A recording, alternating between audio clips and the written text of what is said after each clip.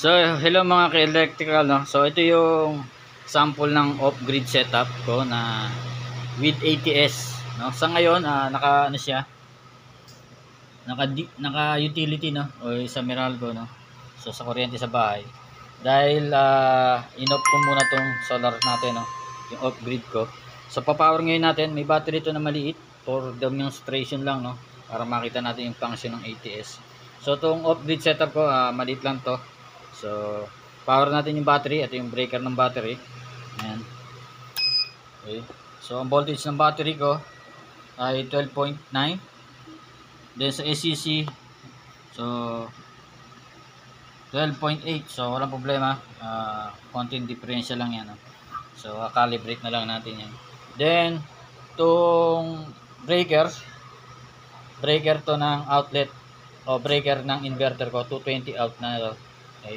So, ito yung inverter ko, power natin. Ayan. So, naka-power na yan, no? So, may 220 nang lumalabas dito galing sa plug din, pumunta dito sa breaker ko. Then, sa breaker ko, pumunta sa ATS. Ito. Ayan. Ito yung mismong supply ng 220 galing inverter ko. Then, ito yung DU o yung distribution unit natin, no?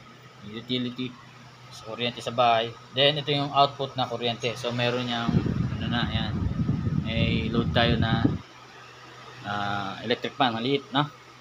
So okay, tingnan natin ngayon yung function. Naka-auto to, yung ATS natin, no? Naka-auto.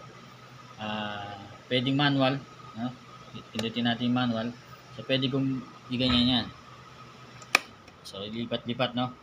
So namatay dahil nga walang kuryente yung solar, no? So ibalik uli.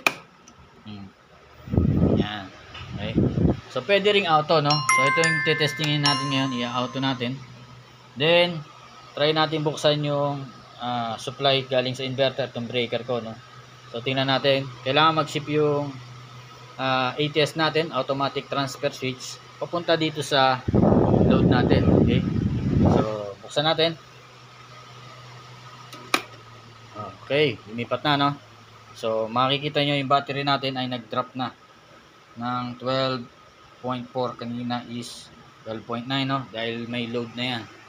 So, kumukuha na ng kuryente yung inverter natin galing sa battery. Okay, so yung battery natin for demonstration lang, no? Maliit lang to. So, kung malaki ang battery nyo, so lalong kayang-kaya yan. Okay. So, ulitin natin, no? So, patayin uli natin, no? Tingnan natin yung voltage ng battery ko. Okay, bumalik uli sa utility o sa distribution unit. So makikita nyo yung battery natin tumataas ulit. So nominal voltage yan. Kapag working voltage, syempre magda-drop dahil umuhugot na ng kuryente yung inverter natin galing sa battery. So okay, so working ang ATS natin. Okay, so thank you sa pagtitiwala sa umorder sa akin ito. So thank you, no? So gagawin natin ulit ito. Meron tong kasunod. Yan ang function ng ATS natin, no? So nasa isang plywood lang yan. So yun lang masishare ko ngayon mga ka-electrical, no? So off-grid solar setup with ATS. Thank you, God bless.